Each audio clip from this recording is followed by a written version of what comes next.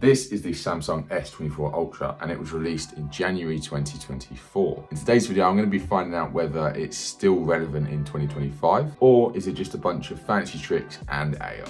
Let's dive in. So first off, let's just discuss the design. Now it's titanium, just like a certain other flagship phone that was released around this time, but it does feel very different. The screen is now completely flat, which is a big win for the S Pen, and the anti-reflective display is an absolute game changer. Categorically, you can use this thing in direct sunlight without having to squint. Something which not many people really look for when they buy a phone, but it's just one of those features which actually makes a difference. Now the design is slightly different from the S23 Ultra as well. The phone is now more square. No, I don't mean like SpongeBob, but I do mean that the sides are now flat. In terms of holding the phone, it's a little bit more disruptive as the corners tend to dig into your hand. However, overall, it does feel quite nice. Not the pain, but the phone. Having the corners really squared off really does make a difference as to how this phone looks and feels. Now, the color palette for the S24 Ultra is quite wide.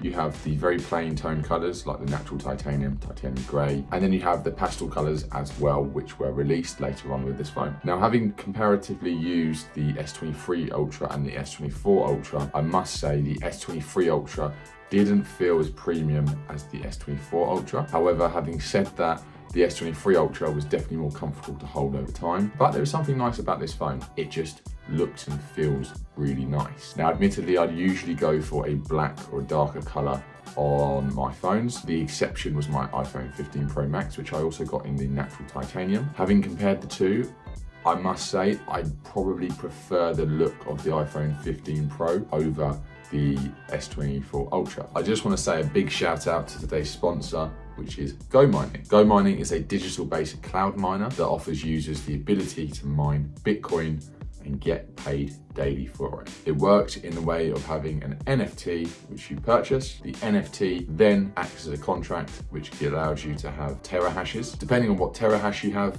it will pay you an amount in Bitcoin every single day into your virtual wallet. From there, you can withdraw it, you can upgrade your Bitcoin miner, you can do whatever you want with it. You can start from as little as £25. And if you use the code on screen and in the description, you'll get 5% extra terahashes when you buy a miner within 30 days. So check out Go Mining in the description to learn more. Let's get back to it. Now onto the cameras, because this is where Samsung generally try and go really big. Now you've got a massive 200 megapixel main sensor, a new 50 megapixel telephoto with 5x optical zoom, and the rest of the crew. But here's the twist. Samsung swapped the optical 10x zoom for the 5x. It sounds like a downgrade, but in practice, the new 5x zoom is much better in low light, and the digital zoom up to 10x is still fantastic. Now I've done my best to take some photos of these zooms and the low light instances, which I'll just spread on the screen for you guys to awe and gulp at and tell me how amazing my photography skills are.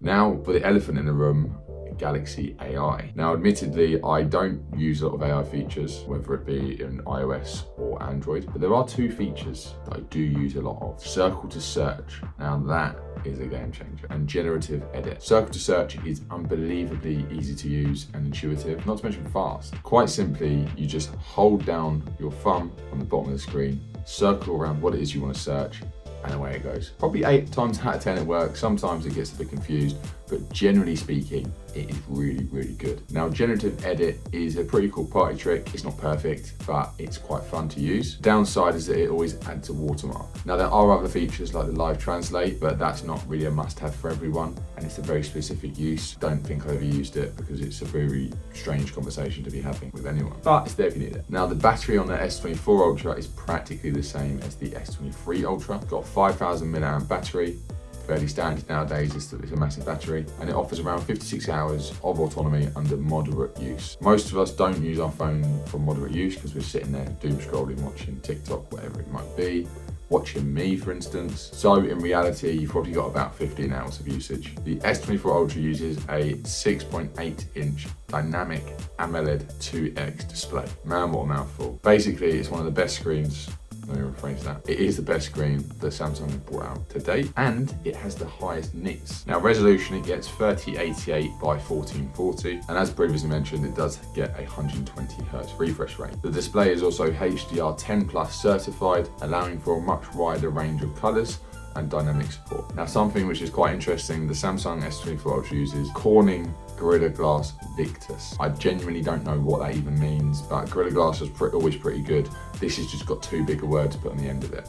If you're anything like me, you'll put a screen protector on your phone the second you get it, so it's protected. And not to mention, okay, it's in, I got it in, it's fine. A case. Now, I haven't covered off everything because I'm trying to condense the video down a little bit. However, my verdict on the S24 Ultra is that it is a absolute phenomenon. I genuinely think this is still one of the best, if not the best phone to be picking up in 2025. The price point has come down a huge amount. So for the phone you're getting for what you're paying, phenomenal. And I haven't even touched on the S Pen. I love that thing. I honestly think it is a revolutionary leap forward for Samsung. The flat screen and the anti-reflective coating are absolutely fantastic. Camera system is more versatile, and a few of the AI features are genuinely quite useful. If you're coming from an older phone, this is a massive upgrade. If you're coming from the S23 lineup, then you'll really have to decide whether this is a worthy upgrade. It has got a new screen, it is flat, more square, and AI.